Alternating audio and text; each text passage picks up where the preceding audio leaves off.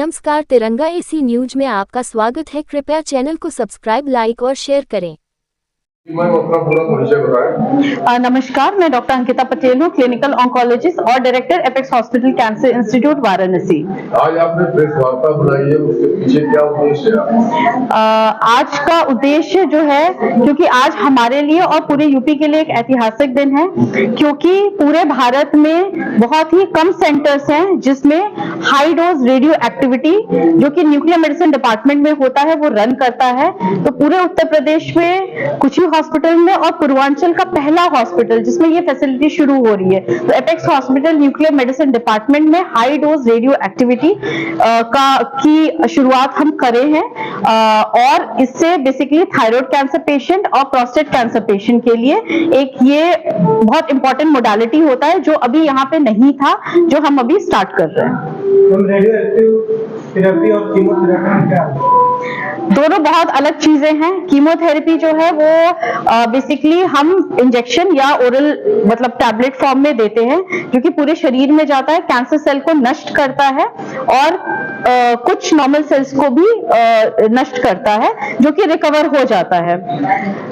ये जो उसमें कोई अगल बगल के से मतलब पेशेंट से कोई एमिशन नहीं होता है, पेशेंट से कोई रेडियो एक्टिविटी नहीं निकलती है, अगल बगल के अटेंडेंट को कोई डोज नहीं जाता है।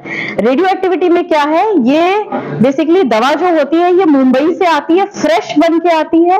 आज अगर आई है तो वो 8 दिन में खत्म भी हो जाएगी, तो ये डीके होती है। पहला डिफरेंस तो ये है, कीमोथेरेपी डीके नहीं होता, इसकी एक्टिविटी कम होती रहती है, हाफ लाइफ होता है वो कम होता रहता है। जब पेशेंट इसको पीते हैं तो उससे कुछ एमिशन होता है, इसीलिए well design radio activity department बनाया गया है जो कि AERB के गाइडलाइन के तहत बनाया गया है। कुछ 4-5 चीजें मैं उसके बारे में बताना चाहूंगी।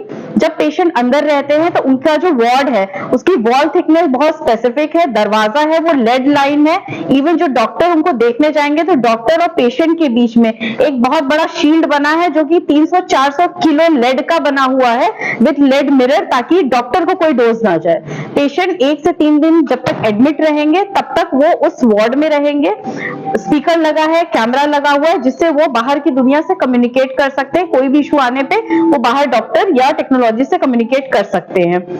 जो सीवेज भी है, पेशेंट जो यूरिन पास करेंगे, एक्सक्रीटा पास करेंगे, वो नॉर्मल सीवेज में नहीं जाता है, उसके लिए अलग 12,000 लीटर का टैंक बनाया गया है। पहले वो वहां पे जाएगा, स्टोर होगा जो कि जमीन के नीचे है और वो 90 दिन तक स्टोर रहेगा।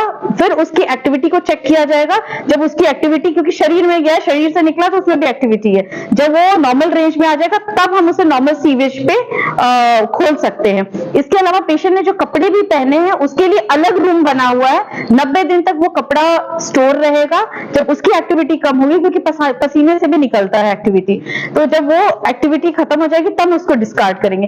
पेशेंट को कब डिस्चार्ज करेंगे? पेशेंट 3 दिन तक रहते हैं हमारे पास। प्रतिदिन डॉक्टर RSO जाके उनकी लेवल ऑफ एक्टिविटी को चेक करेंगे।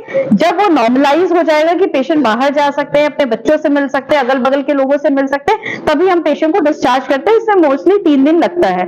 अगर पेशेंट बीच में वार्ड से जाना चाहे तो पूरा अलार्म सिस्टम डोज के हिसाब से प्लान किया गया है। पेशेंट अगर उस एरिया से जैसे ही बाहर निकलेंगे अलार्म सिस्टम एक्टिवेट हो जाएगा, वो कैच करता है पेशेंट की बॉडी से रेडिएशन। तो एक तरीके से इसीलिए ये यूनिक है और इसीलिए बहुत कम सेंटर्स है, क्योंकि इसकी गाइडलाइंस बहुत स्ट्रिंजेंट है। इसके जो पैरामीटर्स है बहुत स्ट्रिंजेंट पैरामीटर्स है, बहुत ज्यादा रिसोर्सेज लगते हैं।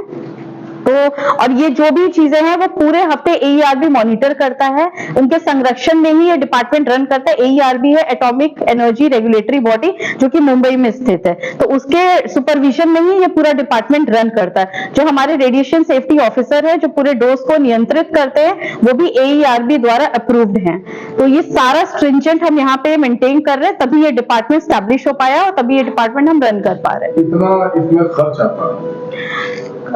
खर्च तो देखिए चलता रहता है, क्योंकि दवा जो मंगाएंगे वो भी बहुत महंगी है, बट मोटा मोटा मान के चले तो 7 से 10 CR तक का खर्चा, क्योंकि बिल्डिंग पूरा नया बनाना पड़ा, सब कुछ मिला के सारा एस्टेब्लिशमेंट करके इतना कॉस्ट आया है। मैडम, इन बीमारियों के लक्षण क्या है? आम व्यक्ति कैसे समझे कि हमको ये बीमारी हो चुकी है? ये बहुत कॉमन बीमारी है, थायराइड और प्रोस्टेट। तो थायराइड के लिए मैं ये बताना चाहूंगी, अगर सबसे बेसिक चीज है, अगर आपने अल्ट्रासाउंड कराया है, अगर आपको गांठ दिखती है या अल्ट्रासाउंड में लिख के आता है नोड्यूल 1 सेंटीमीटर के ऊपर, जरूर दिखाएं। अगर कैंसर के डॉक्टर को नहीं दिखाना कोई बात नहीं, आप ईएनटी के डॉक्टर, आप सर्जन, आप एंडोक्राइनोलॉजिस्ट के पास जाके उसको जरूर दिखाएं, रूल आउट करें। कोई भी नोड्यूल थायराइड में हमेशा डॉक्टर को दिखा देना चाहिए। प्रोस्टेट बहुत कॉमन कैंसर है। प्रोस्टेट में क्या होता है, अगर आपकी एज बढ़ रही है तो वैसे ही पेशाब में दिक्कत होती है, तो वो एक नॉर्मल कंडीशन में भी होता है जिसको बीपीएच कहते हैं, ठीक है। तो एक छोटी सी खून की जांच होती है जिसको पीएसए कहते हैं। अगर पीएसए बढ़ा हुआ है, पेशाब करने में दिक्कत हो रही है, अल्ट्रासाउंड में पेशाब का वॉल्यूम बढ़ा हुआ है, कुछ नहीं, आप यूरोलॉजिस्ट को जाके दिखा दीजिए। बीपीएच होगा तो बीपीएच का इलाज करेंगे, बट अगर कैंसर होगा तो अर्ली स्टेज में कैंसर डिटेक्ट हो जाएगा। प्रॉब्लम क्या है कि हम लोग की आदत हो गई सिम्टम को कि ठीक है, ठीक हो जाएगा कुछ दिन में। कोई भी चीज 2-3 हफ्ते में ठीक हो सकती है, बट अगर कोई भी चीज 3 हफ्ते 2 हफ्ते में नहीं ठीक हो रही है तो प्लीज डॉक्टर को दिखाएं। शुरू में अगर कोई सिम्टम आ रहा है, प्लीज कैंसर जरूरी नहीं, कैंसर मत सोचिए। आप ये सोचिए हो सकता है इन्फेक्शन हो, इन्फेक्शन भी लंबे समय में खतरनाक होता है। आईसीयू हमारा 100 बेडेड है, भरा रहता है। कैंसर के सारे पेशेंट नहीं होते, इन्फेक्शन के भी पेशेंट होते हैं। तो इन जनरल आपके शरीर में कोई भी परिवर्तन हो रहा है, इन्फेक्शन हो रहा है, कुछ भी हो रहा है, प्लीज आप स्पेशलिस्ट डॉक्टर को दिखाएं और शुरुआती स्टेज में चाहे डायबिटीज, हाइपरटेंशन, कैंसर, इन्फेक्शन कुछ भी हो उसको ठीक कराएं। अभी आपने ग्राफ लगाया 7 to 10 CR अप्रोक्सीमेट, करोड़ की बात आप कर रहे हैं, तो सामान्य ये बनाने में ट्रीटमेंट जैसे तो ट्रीटमेंट 10,000 से 1 लाख। हाँ, वो डोज पे डिपेंड करता है। किसी को जैसे सर ने पहले बोला कि 30 मिलीक्यूरी लग रहा है, किसी को लगेगा आपका 100 मिलीक्यूरी, किसी को 150 मिलीक्यूरी लगेगा, ठीक है। तो कॉस्ट उस हिसाब से डिपेंड करता है। मैडम एक क्वेश्चन मेरा है, जी जी। अगर कोई जो है